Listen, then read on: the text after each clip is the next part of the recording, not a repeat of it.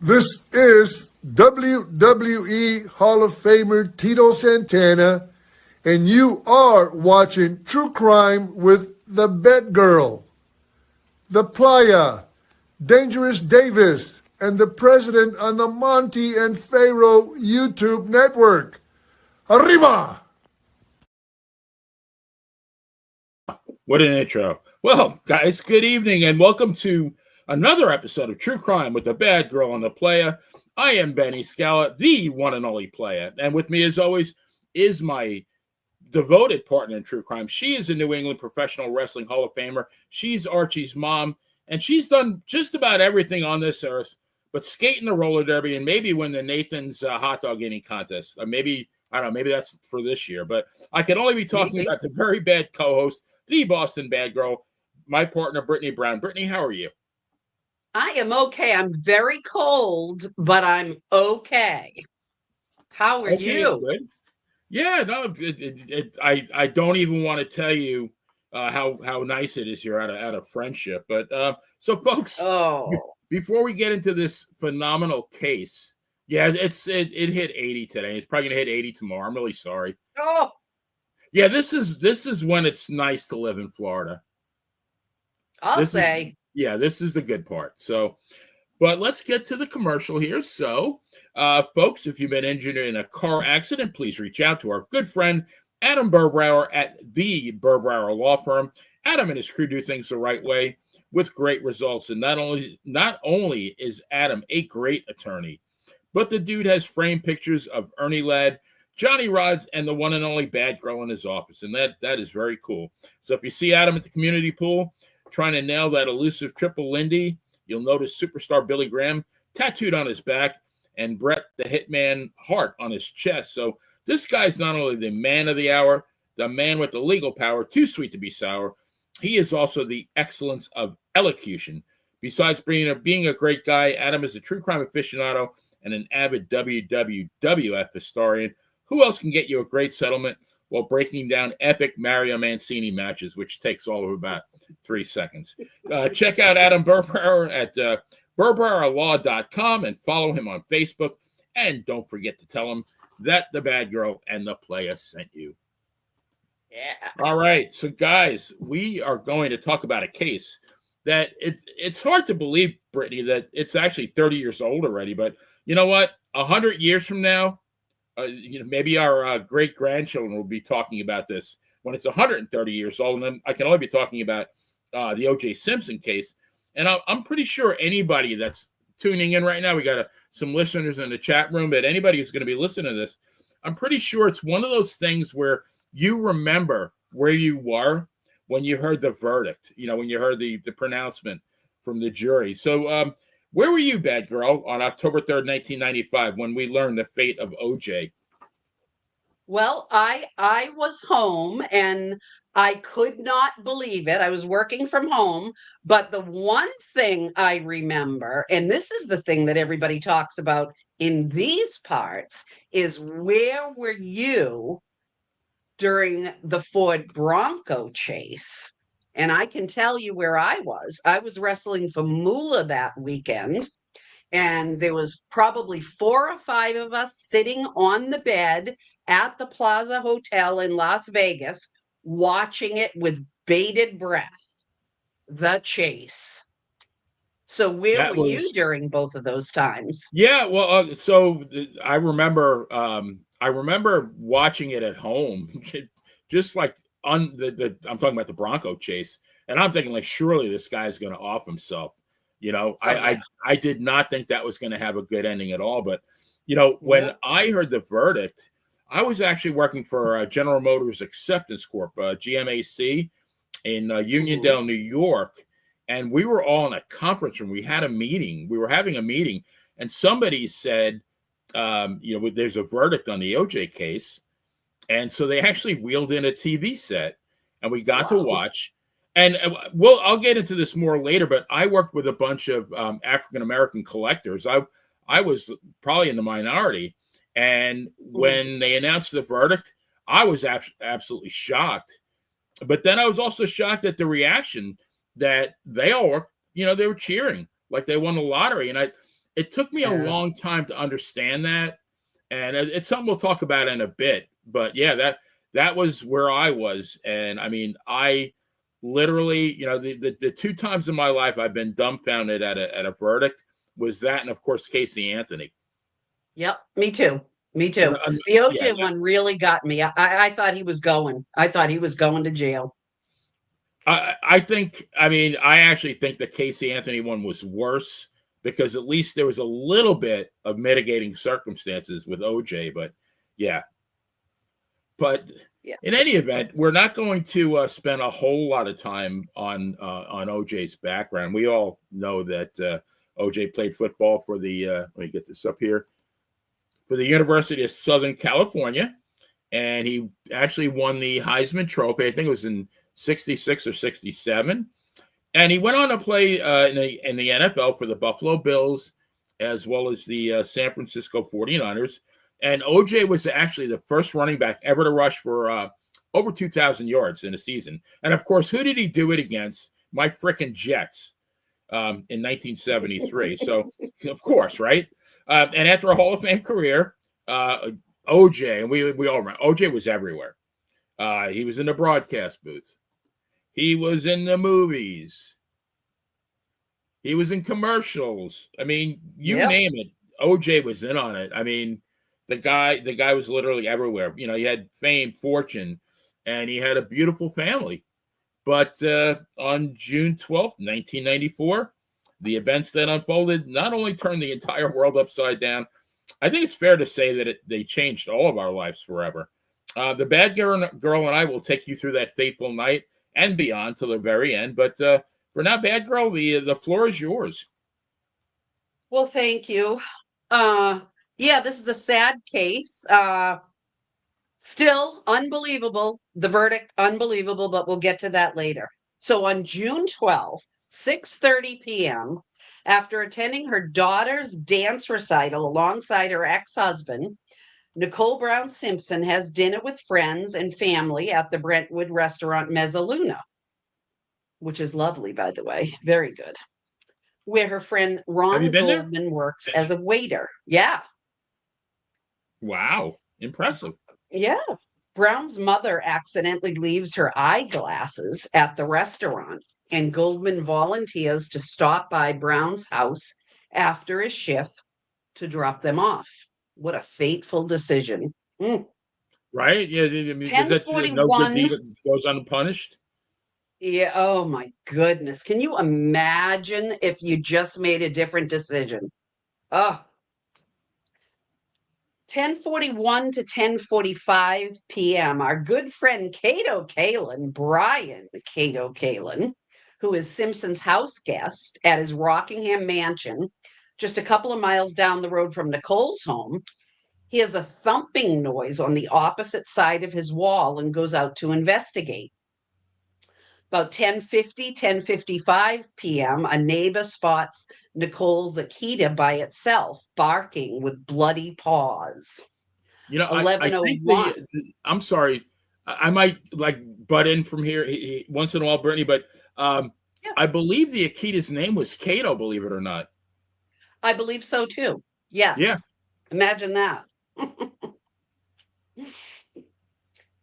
11:01. Waiting since 10:25, limousine driver Alan Park sees O.J. Simpson exiting his house. A few minutes later, Park drives Simpson to the L.A. International Airport for his flight to Chicago.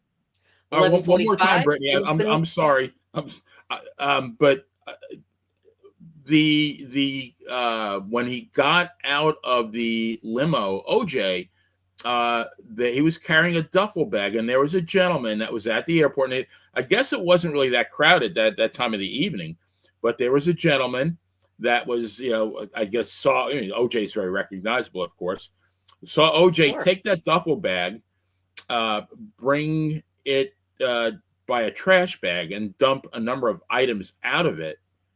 And this was a very recurring theme in the Netflix documentary. That gentleman was never called to testify. Bizarre. Very bizarre, because who packs a duffel bag goes to the airport, and the first thing they do is go and take stuff out of the duffel bag that you most likely just filled. Why would you be throwing anything away at the Why would you? airport? Yeah, you would have threw it away at home, right? Of course. You wouldn't have put it in the duffel bag to begin with. You don't put Exactly. trash in a duffel bag and take it to the airport. Right. Makes no sense. Yeah, but that gentleman was never called. I'm sorry. Yeah, go figure. Why was that guy never called? Go figure. I'm Right. telling you, this is comedy of errors. It is. It really is. So he takes off at 11:45 to Chicago. Next day, June 13th, 12:10 a.m., Nicole's dog leads neighbors to the dead bodies of Ron Goldman and Nicole Brown Simpson, which lie near the gate. Two very attractive young people, Oh yeah. lives cut short. Absolutely ridiculous. Goldman was what, 25, I think. Yeah, I mean, what a future that kid had. What a And shame. and just an innocent, I mean, literally an innocent, I mean, he wasn't, I think he was friends with Nicole, but they weren't, as far as I know, it was just a friendship. Yeah. Yeah, I'm sure. I'm sure. It is awfully strange that he knew where she lived, though. Yeah, I Why mean, would a right, waiter that you only know from a restaurant know where you live when you're kind of a superstar? right. I can tell you that nobody at Grandma Sally's knows where I live. They might want to, but they don't know. All the women want to, from what I hear. Right. But that's another story. We'll talk That's a about that story. when That's a Dave's here story for next another week. day. Yeah. Yeah. So at 4:15 a.m., Simpson checks into a hotel in Chicago. 4:30 a.m., police arrive at Simpson's Rockingham mansion to inform him of Nicole's death, but instead discover his blood-stained Bronco and a bloody glove that matches one found near Goldman's body. 10:45 a.m., with a search warrant in hand, the police search Simpson's mansion and find even more blood traces on the property, including in his Bronco. 12 p.m., returning to Los Angeles after being informed of his ex-wife's death, Simpson arrives at his mansion where he is handcuffed and then taken to the police station where he's questioned for hours. Now, June 15th, Robert Shapiro takes over as lead counsel for OJ's defense team. I tell you what, Brittany, Yes. that was, when you think about it, you had Shapiro, you had Johnny Cochran. Who else did you have? You had Robert Kardashian. You had Barry Scheck, and then you had F. Lee Bailey, who was probably up till then probably the most famous defense attorney in the country. He defended one of our cases, Albert DeSalvo, the Boston Strangler. Yep. I mean, what kind of legal bill did OJ have? No kidding. Oh my goodness, no kidding. And I'll tell you, the house that F. Lee Bailey lived in, one town away from where I grew up, oh my goodness. Nice little helicopter pad out there. Really cool. He was a great, and he didn't really, I guess, he was a little bit older here. Didn't really play a pivotal role, although he did, I think he did cross-examine Furman. Mm-hmm. But he really, he didn't play but in the history of mankind, I mean, he was, I'm trying to think who else. Yeah, he was the defense attorney on a number of very, very high profile cases. Oh yeah. He was huge back in the day. I believe Sam Shepard, that's the one I was thinking of. The That's doctor. right. Yeah. That's right. And he was a wrestler too, right? Not very good, but yeah, actually his finishing hold, believe it or not, was the original Mandible Claw. Imagine that. Yep. Now, June 16th, the funerals of Ron Goldman and Nicole Simpson are both held. OJ and his two children with Nicole attend Nicole's service. June 17th is the famous Bronco chase. Simpson is formally charged with murdering his ex-wife and her friend. Although he originally promised to surrender to authorities, he flees and becomes a fugitive. He is later spotted off the freeway in a white Ford Bronco with his friend Al A.C. Cowlings in the driver's seat. Good old Al. What a lucky day for him. Yeah, right. Fans begin to line the freeways to cheer him on. As helicopters follow Simpson's Bronco, an estimated 95 million people watch the 60-mile pursuit on TV, famously interrupting the broadcast of the NBA Finals. Imagine that. Just to put that in perspective, Brittany, when the Beatles appeared on Ed Sullivan, and maybe I know Phil's there and J.A. Will, two very excellent trivia buffs. I believe only 73 million people watched the Beatles on the Ed Sullivan show in 1964. So OJ's got him beat. Wow. Unbelievable. So Simpson ultimately surrenders at his house a little before 9 p.m. He is arrested and jailed without bail. July 22nd is the arraignment.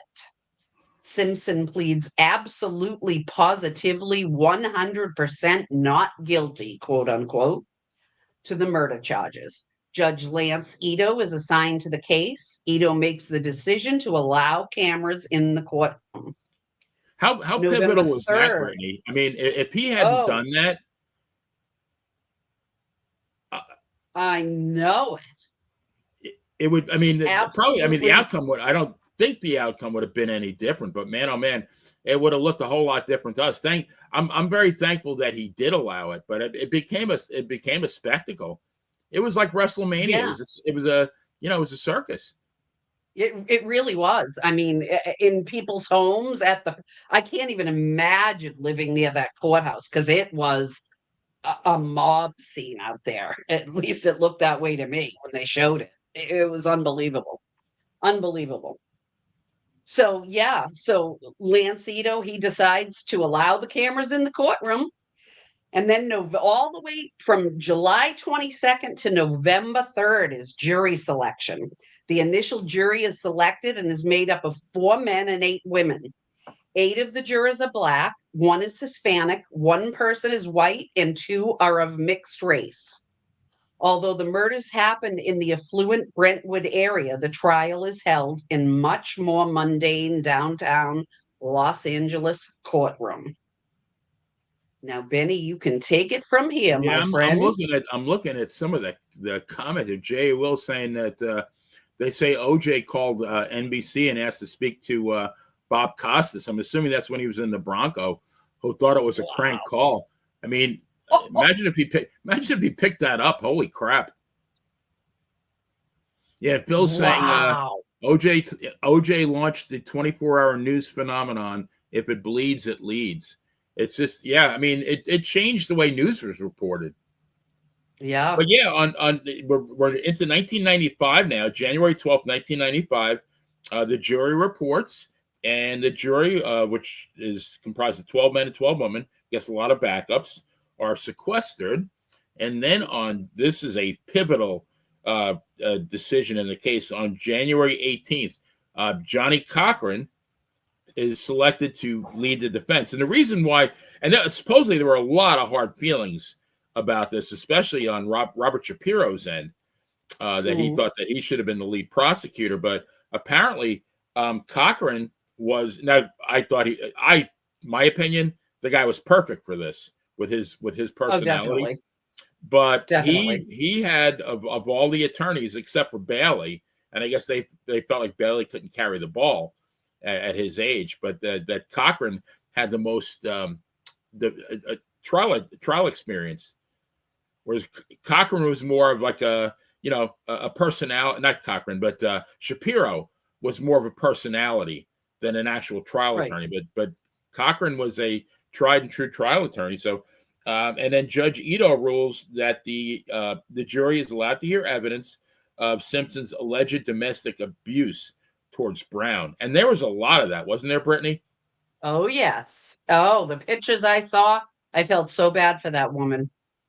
Oh, And how many phone calls, he's going to kill me. Who? OJ. I mean, I it know. wasn't like this was a one-off. I mean, there was a long history of this. And we can get into the Awful. psychology of why we think it happened in a little bit here. But on January 24th, the prosecution's opening statement. So prosecutors Marsha Clark and Christopher Darden, they make passionate opening statements. He killed her out of jealousy, Darden told the jury. He killed her because he couldn't have her. And I think there is a certain element of truth to that. But, unfortunately now, Marsha Clark had a reputation of being a very, very good prosecutor. And Darden, who I think made one of the critical mistakes in the trial with the gloves, that we'll get into later. Yeah. But he was actually I think he in 15 years, he had never lost a case. So, these are good lawyers. But, you're going up against OJ's dream team. I'll say. Yeah. So on January 25th was the defense's opening statement, and Cochran begins his opening statement on behalf of the defense. This case is about a rush to judgment, an obsession to win at any cost, he told the jury. And one of the first witnesses for the prosecution was Denise Brown, who was Nicole's sister-in-law, and she testified in tears how Simpson abused his ex-wife, which was very well documented. On the 12th of February, the jury takes a road trip. They actually took a trip to Simpson's Rockingham home and Nicole's house on South Bundy. Geez, what an eerie name for a street that a murder took place, right? I know. And we're not talking King Kong, we're talking Ted. Which right. The house on Bundy was now labeled a crime scene. Yeah, and OJ was too possessive. She was not well off. OJ got the Brown family, what is he? At a Hertz dealership? Oh, a Hertz dealership. Wow. I did not know that. Wow. I didn't either. All right, now we come to a gentleman that I believe single-handedly lost the case for the prosecution, and that is this man, Mark Furman. So Furman is cross-examined by, and here we go. This is his one moment of glory. The legendary defense attorney, F. Lee Bailey, and he denies being racist. Man, is that going to come back and bite him in the ass, right? He also objects to the defense's theory that he undermined the investigation by tampering with evidence. So on March 18th, we see the return of Cato Kalin. And for a second time, the retired athlete's house guest takes the stand and describes how he spent his evening with Simpson just hours before the double homicide occurred. On April 4th, Dennis Fung, and I have the crime scene kerfuffles, borrowed a term from Judge Judy. So criminologist Dennis Fung admits that proper protocols weren't entirely enforced at the scene of the crime. Dream Team attorney Barry Scheck, I think this guy is very, and maybe like Phil and Jay, I want your opinion on this. I think he was very unheralded because he scored some major points for the defense. He had asked Fung if did you? I guess the bloody glass or the glasses were in an envelope that had blood on it, and he asked if it was moved. Now they had pictures that it showed that it was obviously moved, and Fung said no. But then Scheck they had a video of him actually touching the envelope, and he was very emphatically says right there. And Fung was speechless. It's like it was a gotcha moment. This guy was, yeah. Cato looks like Darby Allin's tag team partner. I agree with that. But yeah, this guy he did not get the credit. I mean, Cochran, Kardashian, Shapiro. This guy was a rock star. And then on May 10th, definitely. I love Keith Morrison. You know who Keith Morrison is, right? Yeah. Yep. Yeah. Love him. One time he said, and next we'll get to the DNA Oh, that pesky DNA. Well, not too bad, right? The DNA testimony begins, and jurors learn 1 day later that 1 in 170 million people, including Simpson, would have the genetic characteristics as a drop of blood that discovered at the crime scene. So it's 100% he was there, 100%. Oh, yeah. There was no doubt about it. But here's the other nail in the coffin. I think we're going to get to both nails back to back here, but the gloves. So Darden has Simpson try on the leather gloves in front of the jury. Simpson puts them on and declares them too tight.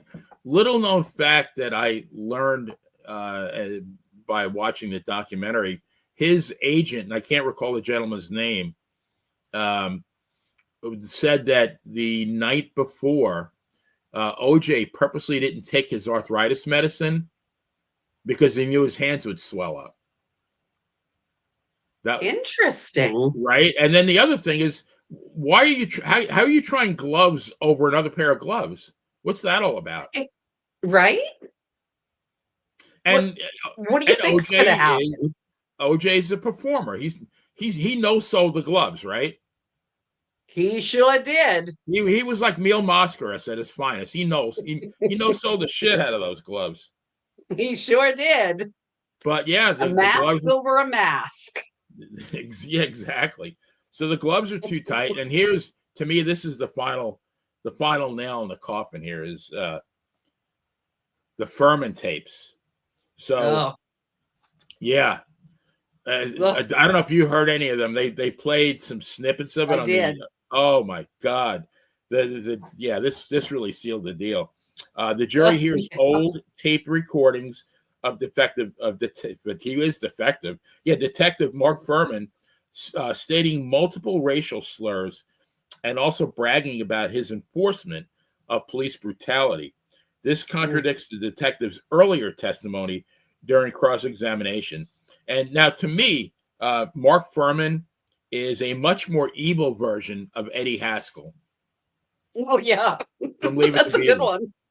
But, yes. The ultimate irony, I believe, Ken Osmond, who played Eddie Haskell, and again, the guys in the room, they'll correct me if I'm wrong, but I believe Eddie Haskell was a cop in L.A. at that time. Oh my goodness! Ken Osmond, yeah, he was and who knows? Maybe he knew Furman, but I mean that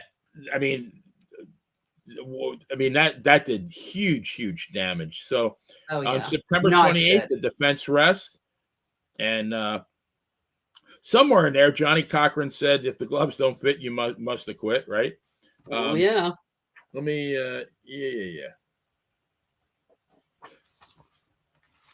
Yeah. So, the defense rests, and now deliberating for less than 4 hours, which is unbelievable because this trial went on for 9 months? God, yes. They usually, I think it's like an hour. They figure like an hour per week of the trial. So even 9 months, 36 weeks, 36 hours is like 4.5 days. They deliberated less than 4 hours.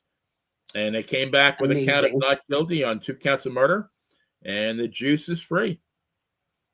Unbelievable. Right? Yeah, I mean, I was absolutely stunned. I in a million years. And I remember being very anxious when the verdict was read. I don't know why. Why was I anxious? I wasn't on trial, but this trial, we watched it for months. Yeah. We were hooked on this. We bought the ticket, like this wrestling event. We bought the ticket like during the promos, like during the Bronco chase. Yeah. I was hooked. I was hooked after that. Yeah, and I think everybody was, and I think everybody was probably anxious. I know I was. I also think 9/10 of the world, if not more, thought for sure he was going to be guilty and spend the rest of his life in jail. So I think that's what led up to everyone being so anxious, is like, oh, we got to see this. We got to see this. I want to see him get life, this bastard. And then this happens. Go figure. I really think, I'm gonna run a couple of things past you. I truly believe that, with Furman, the way they discredited Furman, so now you have a dirty cop, right? Yep. And he obviously had a past. I mean, do I think Yep. he did anything shady in this case? Absolutely not. But you can't deny the things that he said in the past. But I think in the jury's mind, and that the Dream Team did a very good job of planting this idea: dirty cop equals tampering of evidence. Tampering of evidence equals reasonable doubt. Do you agree? Yep. Absolutely, 1000%.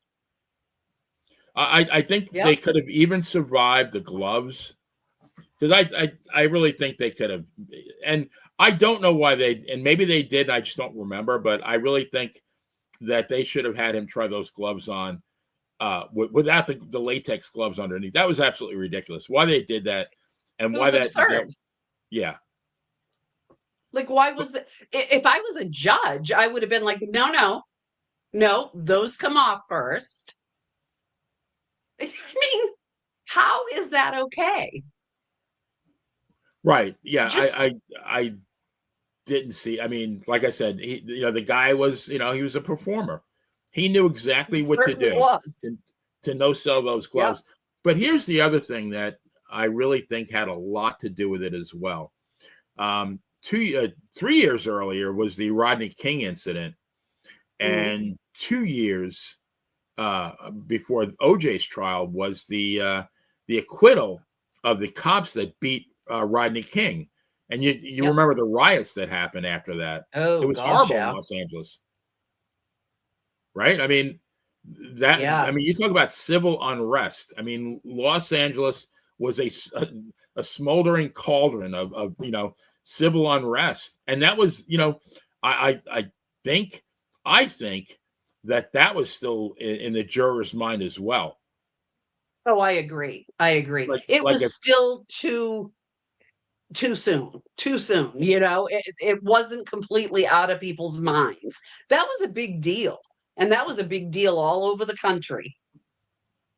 So, I mean, that was the start of police brutality against, Yeah, I mean, now let's, the Los Angeles police did have a very long history of police brutality. And I mean, Mark Furman's tapes were like, that was the proverbial icing on the cake. Once, and he described in very graphic detail how he would, beat these poor people and break their bones. And I mean, and he sounded like he was very happy when he did that. Yeah, what a guy, huh? Yeah. And he kind of, I think he kind of owned it in the documentary. He said, like, what can I say? Like, you can't take those words back. You can't say I didn't mean it. I mean, there was a lot of tapes. It was a lot of tapes. And the thing is he was bagged. He was busted. So what can he say? There's nothing he can say. He's busted.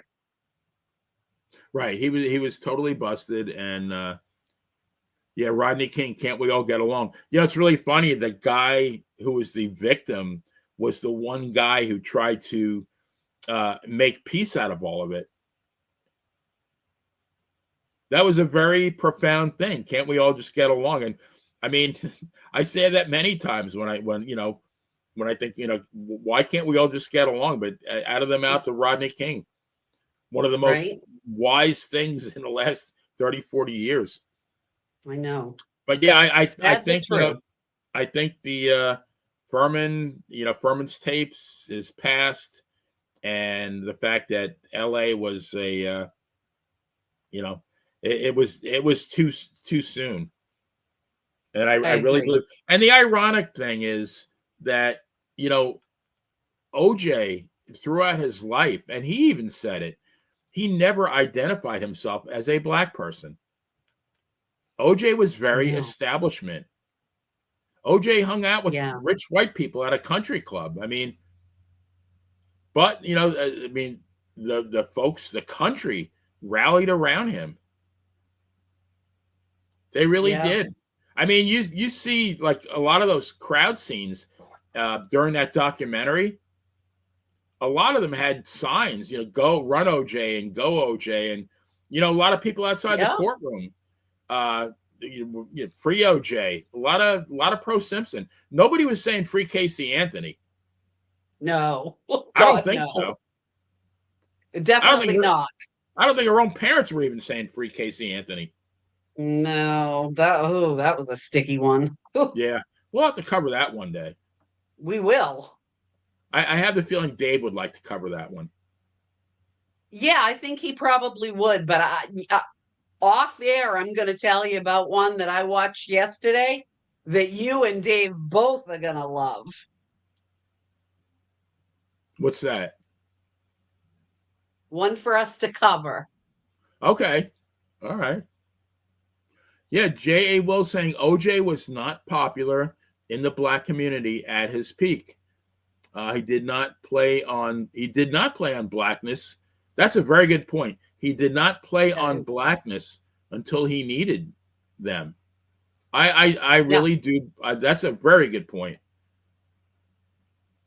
It is, and that's 100% true. Yeah, but I mean, in the end, it worked for him. Well, maybe for now anyway. But then, about a year later, there's the civil trial. And let me take this off here for a second. October 23rd, 1996, the families of Brown Simpson and Goldman, including his father, Fred Goldman, sued O.J. Simpson for damages in civil court for their loved ones' wrongful deaths. The trial begins a little more than a year after Simpson's criminal acquittal. On February 4th, 1977. It's a pretty quick trial. After the civil trial extends into the fifth month, the 12-person jury unanimously found the football great liable for the deaths of his ex-wife and her friend. They awarded $8.5 million in compensatory damages to Goldman's parents. 1 week later, they decided that Simpson should pay $25 million in punitive damages to both victims' families. The jury decision of last Tuesday was the only decision important to us to find the killer of my son and Nicole, Fred Goldman said after the order was handed down. The money is not an issue. It never has been. It's holding the man who killed my son and Nicole responsible. So I have two things to say here, Brittany. Number one, I don't think Ron Goldman ever got a penny, did he? Not Ron, No. Fred Goldman, rather. Fred. No, I don't think so. I don't think OJ paid one penny of it. And I think, the thing, people think, when they win, people win these suits, like, damn, they're rich. But the court, I believe, is not responsible for enforcing the collection of the judgment. The court awards the judgment. And if there's any attorneys in here, fill me in if I'm wrong. But I believe once the judgment is passed, it is up to you, the victim, to figure out how to collect it. Yep, which is sad because he got what they say we call in us Italians, gazzangul, right? He got nothing. But or Stugats, my cousin Stu. But here's the other thing that and Mike Monty and I were chatting about this. I'd like your input on this. It takes a jury 4 hours to declare him not guilty of murder, right? But it takes another jury a year later, probably about the same amount of time, to determine unanimously that he did cause the deaths of these people. So I know. What gives? What's the difference? You don't have Mark Furman on trial. Right. You don't have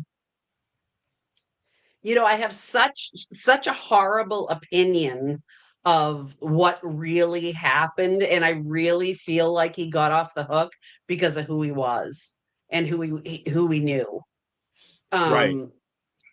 I think the dream team, it also helped who they all knew.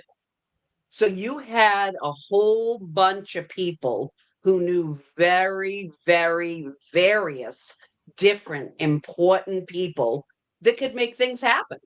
Right. And then his best friend, who at that point, I don't know about you, but I had never heard of the Kardashians until this trial. Never heard of them. Right.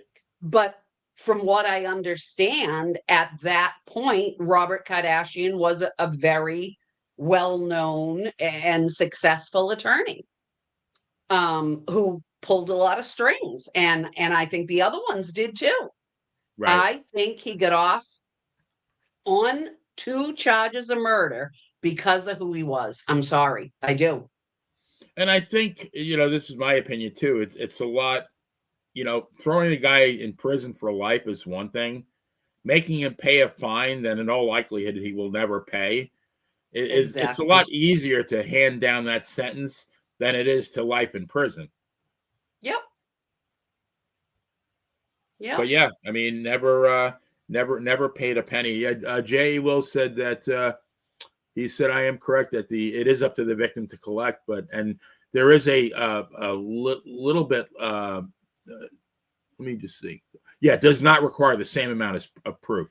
So, civil versus criminal. Civil, the criminal you need the preponderance of evidence and guilt beyond a reasonable doubt. A civil trial, not quite that standard. And but then, I mean, then the worm has turned on September 13th, 2007. And I got to say that, so 2007 is what, 12 years after it happened? I don't think the man ever owned it. No. He was even very arrogant during the first trial. He was. It's like, I'm OJ. Was. Yeah. So on September 13th, 2007, which I call Viva Las Vegas, on the night of September 13th, 2007, a group of men led by Simpson entered a room at the Palace Station Hotel in Las Vegas, Nevada, and Bruce, and I might pronounce his name wrong, Fromong, a sports memorabilia dealer, testified that the group broke into his hotel room and stole memorabilia at gunpoint. 3 days later, on September 16th, 2007, Simpson was arrested and initially held without bail. He admitted taking the items, which he said had been stolen from him, but denied breaking into the room. He also denied the allegation that he or the people with him carried weapons. Yeah, what a bunch of bullshit. Bail was later set at $125,000, which I think is, considering the guy was, involved in a murder trial, I think that's kind of light. But on October 3rd, 2008, and this is very symbolic, exactly 13 years after he was acquitted of the murders of his ex-wife, Nicole Brown Simpson, and Ronald Goldman, Simpson was found guilty of all 12 charges. Immediately after the verdict was read, Simpson, who had been free on bail prior to this point, was handcuffed and remanded to the Clark County Detention Center without bail pending sentencing. On December 5th, 2008, Simpson was sentenced to 33 years in prison with eligibility for parole in 9 years, which would have been in October 2017. And on July 20th, 2017, Simpson was granted parole, and he was freed 3 months later. And in December of 2021, he was granted early discharge from parole. So I guess he was a pretty good prisoner. But on April 10th, 2024, about 10 months ago, I call it the final trial. Orenthal James Simpson passed away in Las Vegas, Nevada, at the age of 76.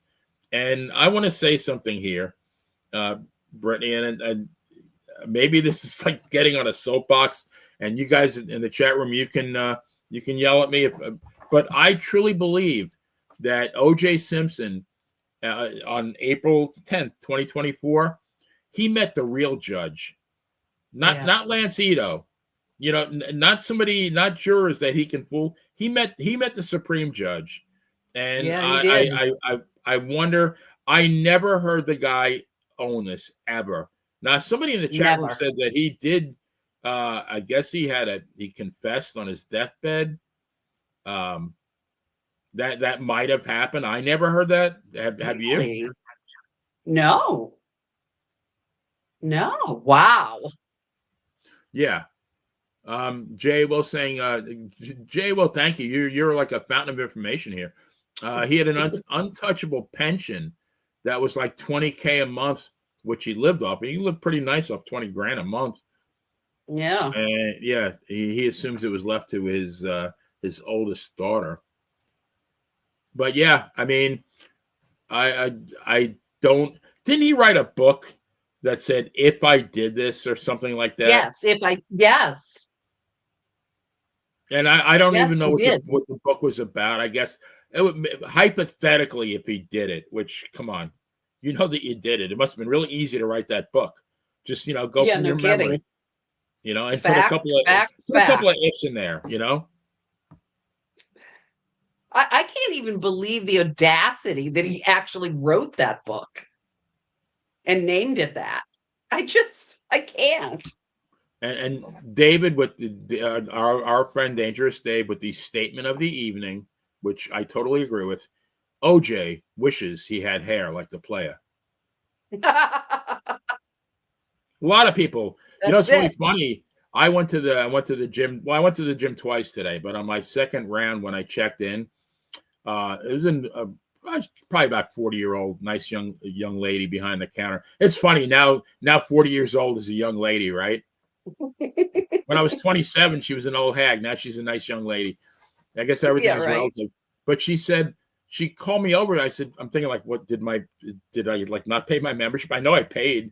She goes, I want to tell you that several women have commented how beautiful your hair is, and how you they love the fact that you let it grow like that. I said it's really funny because and now I will, with the exception of Dave, all of my guy friends, they're constantly on me to cut my hair, except for Dave. Yeah. Dave is a true friend. He's a big supporter. He sells my hair. He puts my hair over. That's it. But yeah, I mean, geez, and OJ, you saw him here and there, in the news. He kind of, I mean, after he got out of jail that last time, I guess, for the next 15 years or so, I guess he kept his nose clean. Well, you'd think he would have learned with the sentence that he got for what he did, that he tried to lie his way out of. So he said it again? You would think he would have learned with the sentence he got, which he tried to lie his way out of. Right. So I'm thinking that kind of made quite the impact on the rest of his life. So yeah. I'm pretty sure I would have kept my nose clean. Yeah, I mean, like, what else? I mean, I've been on trial for murder. I did a 9-year stretch in prison. I think I better, kind of kayfabe it now. Play it down the line in my old age. Yeah. No kidding. My gosh. Yeah, Jay Will saying, be careful, Benny. These young gals are looking for a paycheck. Old gym rats are popular with the gals. So am I the old gym rat? I mean, no. I am there every day, though. I'm there. I'm there twice every day. Nothing wrong with that. Nope. I do my weights in the morning. I do my cardio right around noon, and I borrow Phil, who is here. Thank you, Phil. I get many tips. If I'm doing like a chest workout, Phil, what do you, should I do dumbbells or barbells today? Phil's always, any supplements I should take besides X-Lax, I don't take, thank God I don't need to take that, but yeah. He leads you down the right road for working out. Me and Phil are old gym rats as well. Yeah. So we go, I guess those old gym rats got to stick together, but I love it. I got to say that I'll see guys like less than half my age and, doing like struggling to do what I do. And then I'll see guys my age, literally like doing maybe a third of what I do. I have to say to everybody, if you work out, muscle memory is phenomenal. You might think you're out of shape, but if you go back, if you've been away from the gym, you go back and you stick with it for a bit, it's amazing how quick your muscles will and your body respond to that. Yeah. And of course, you got to watch your diet, though. Very much so. Yeah.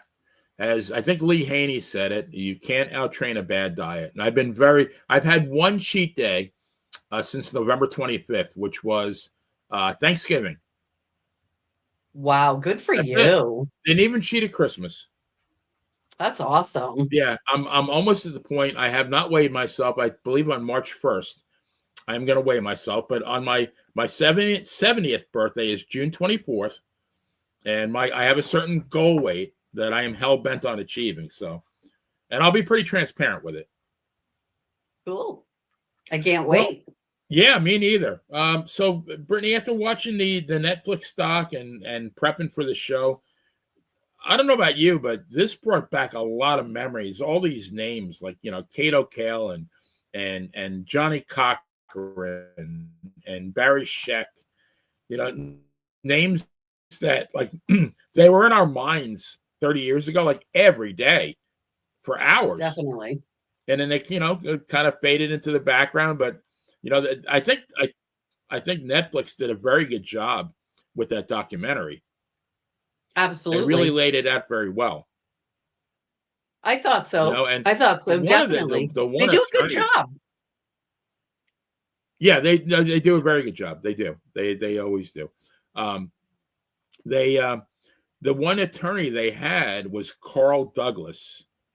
He was famous before that for that hit song he did. Everybody was kung fu fighting.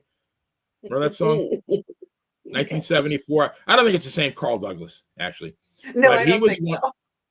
No, but he was the one defense attorney that was actually quite.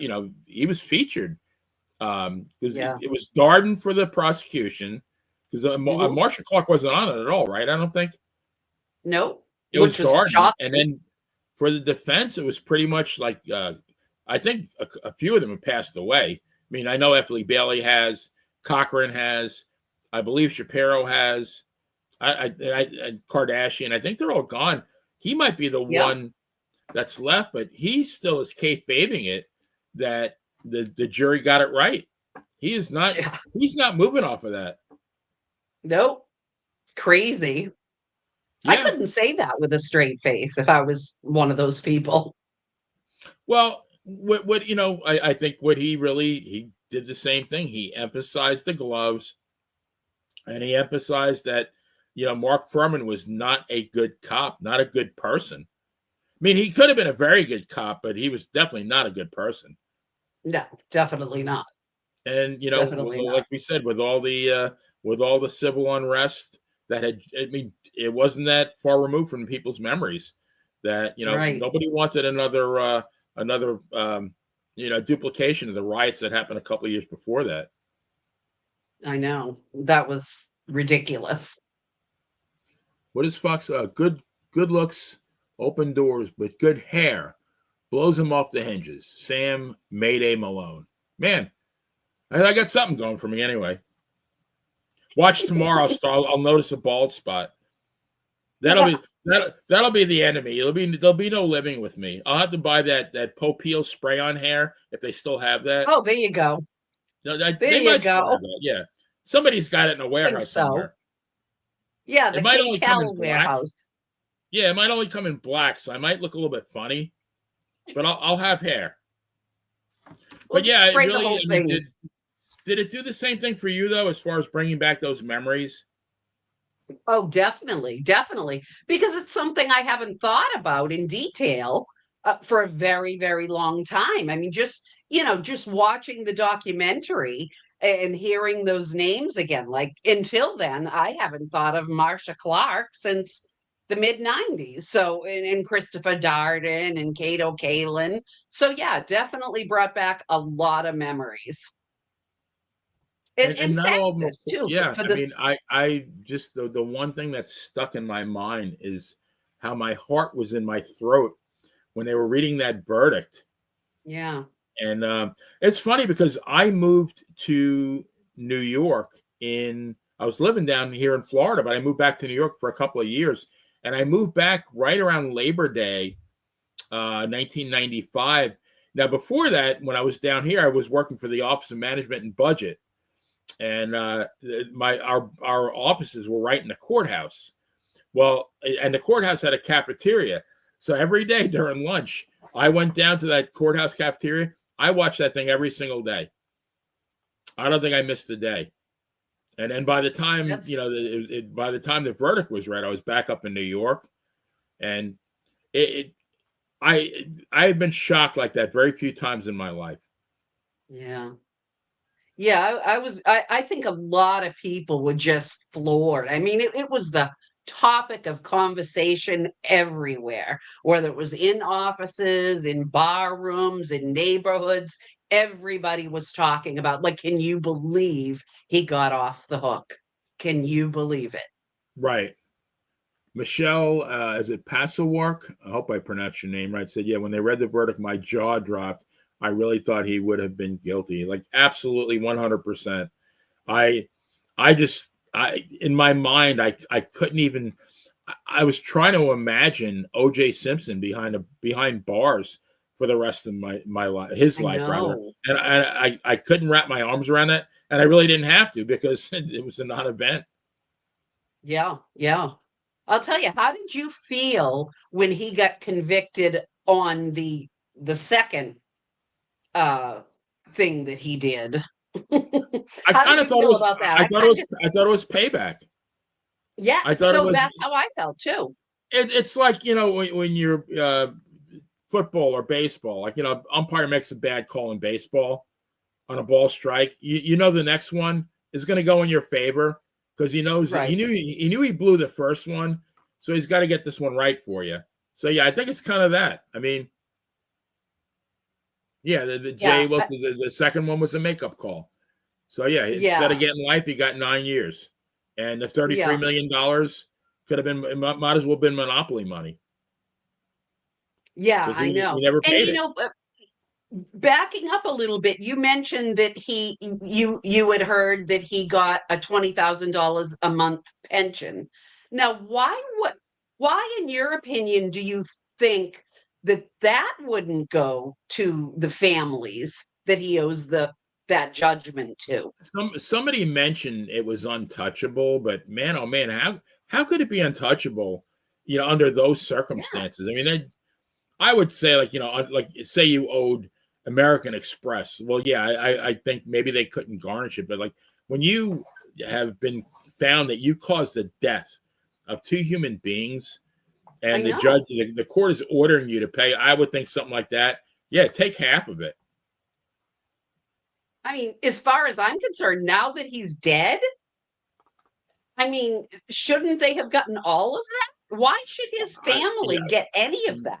Yeah, you got me. I don't know. Is Fred Goldman still alive, or did he pass away? I did not hear that he passed away. I think he might still be alive. I haven't seen him or heard from him in a while. Yeah. Yeah, Jay So Wilson, sad. retirement funds are untouchable. But yeah, I mean, that's amazing. Yeah, it's Wow. OJ led for the most part, except for that one, incident in Las Vegas, he led a Teflon life. Nothing stuck. Definitely did. Yeah. And until the last one, nothing stuck is right. But boy, what a fool he was to do what he did. Yeah. He thought he was untouchable again. He, and we didn't really talk about this during the chat, but I really believe what happened is, it had gotten to the point where Nicole had let go. She was trying to assert her independence. She did that when they went to that dance recital that night. And OJ was there at the dance recital. He didn't go to the restaurant because he wasn't invited, but at the dance recital, Nicole supposedly wore like a really pretty sexy looking black outfit, and OJ was outraged. And he said, that's very inappropriate. You know, I didn't know you were a fashion coordinator there, OJ. But he still thought in his mind, I guess, that he could control her, you know, her every action. And she was telling him otherwise, like, butt out, you know, none of your business. And I think the thought that he could no longer control her, and the thought that she might be with another man, I think it just drove him over the edge. I agree. And if he had seen Ron Goldman before, I heard a rumor that he thought they were dating. He thought they just started dating. So if that rumor is true, that he thought that, take a look at a picture of O.J. Simpson and a picture of Ron Goldman next to each other. And he must have been out of his mind with jealousy. Because to me, there's no comparison. None at all. Well, Goldman was a good-looking kid, though, right? I mean, that's what I mean. He was a very attractive younger man. He could have been a model. He was a good-looking kid. Yeah. And OJ, in my opinion, was not a good-looking man at any age. He was not a good-looking man. He was what? He was already he was pushing 50 by then. Not you know. Yeah. Then so he sees this, and and he hears a rumor that they might be dating, and she's showing up in an outfit, you know, that was flattering to her. Oh, he must have gone out of his mind, and that's what led him to do what he did. Michelle saying if 9/11 dispatch knows an address by heart, you know that there's a problem. I'm sure it's like, oh shit, these guys again. Like, how many times? Like, okay, back out to the Simpson house. Yeah, back out to the Juice's house. Yep, unreal. Well, guys, I want to thank very, very informative and active chat room. So I want to thank the usual suspects in the chat room, as well as the millions and millions of true crime fans around the world. And I say it every time, and Brittany, I know you'll agree with me. We will never, ever run out of things to talk about here on this show. So make sure that you subscribe to the Money in the Pharaoh YouTube channel, and so you won't miss any episodes. And don't forget to join yours truly and Dan Sebastiano tomorrow night at 7 o'clock for Dan and Benny in the Ring. Dan and I will be joined by our great friend Nikita Brezhnikov as we chat about the legacy of the one and only Mr. Bob Backlund. And now I am quite the busy guy this week, because on Wednesday, the Playa Unplugged makes its long-awaited return to the airwaves. And my guest is, and this is going to be a really good show, motivational speaker and independent wrestling announcer, gentleman Jody Powell. He is the announcer for a small independent promotion in South Carolina called Wrestling for Christ. And I watched one of their shows. It's a small promotion, but really, really good stuff. But so for the bad girl, this is the Playa, telling everyone to stay safe and see you next crime.